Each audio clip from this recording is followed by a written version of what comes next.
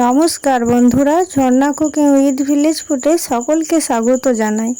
আশা করি সকলেই খুব ভালো আছেন। আমি নতুন একটি রেসিপি নিয়ে আসছি, কাঁচা আমের ক্যান্ডি। এই কাঁচা আমের ক্যান্ডি সারা বছর জুড়ে সংরক্ষণ করেও রাখতে পারবেন। আর এই রেসিপিটা খুব অল্প সময়ে আর খুব সহজভাবে আমি আপনাদের সঙ্গে শেয়ার করব।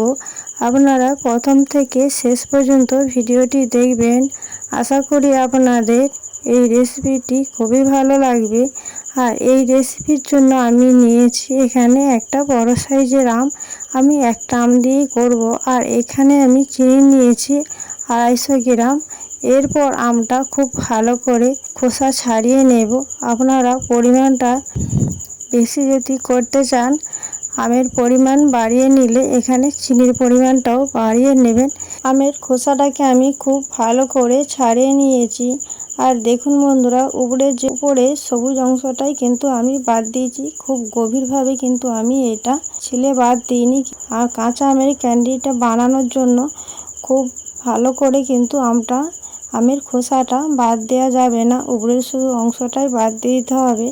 এরপর আমের ক্যান্ডি বানানোর জন্য আমি লম্বা করে আমটাকে কেটে নেব। আর এখানে একটা বড় পাত্রের মধ্যে জল নিয়েছি। আমটা খুব ভালো করে পরিষ্কার করে ধুয়ে নেব।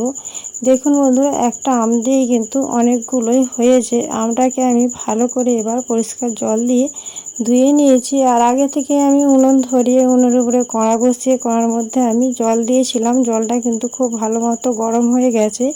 এরপর আমি ওই জলের মধ্যে আম দিয়ে দিচ্ছি। আর আমটাকে আমি 2 মিনিটের মতো একটু ফুটিয়ে নিয়েছি। খুব সিদ্ধ হলে চলবে না, একটু হালকা সিদ্ধ করে নিতে হবে। আর হালকা সিদ্ধ হয়ে গেছে। এরপর আমি ছাঁকনি করে জল ঝরিয়ে একটা পাত্রের মধ্যে রেখে দিলাম। একইভাবে আমি সব আমগুলোই এই জল থেকে ছেঁকে পাত্রের মধ্যে রেখে দিলাম। এরপর এই আমগুলো গরম অবস্থা থাকায় কিন্তু আমি এই চিনিটা দিয়ে দেব। চিনিটা সবটাই আমি দিয়ে দিলাম। এরপর আমি চিনিটাকে এইভাবে এই আমের সাথে মিশিয়ে নেব।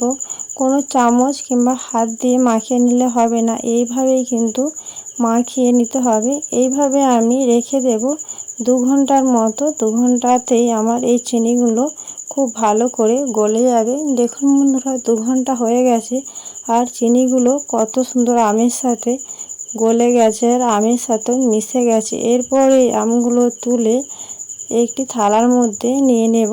থালার মধ্যে আমগুলো আমি তুলে নিয়েছি। এরপর যেখানে রোদ থাকবে সেইখানে কিন্তু আমি এই থালাটা রোদে দিয়ে দেব। সব আমের টুকরোগুলোই আমি এই থালার মধ্যে সাজিয়ে নিয়েছি। এরপর আমি যেখানে রোদ আছে সেখানে দিয়ে দেব। দেখুন বন্ধুরা, আমি কিন্তু এই থালাটাকে রোদের কাছে দিয়েছিলাম আর একদিনের রোদেই কি সুন্দর শুকনো হয়ে গেছে।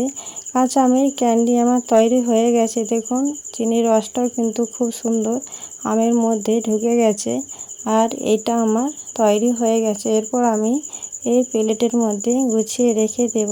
কাঁচা আমের ক্যান্ডি আমার রেসিপি তৈরি হয়ে গেছে। আশা করি আজকের ভিডিও আপনাদের ভালো লেগেছে।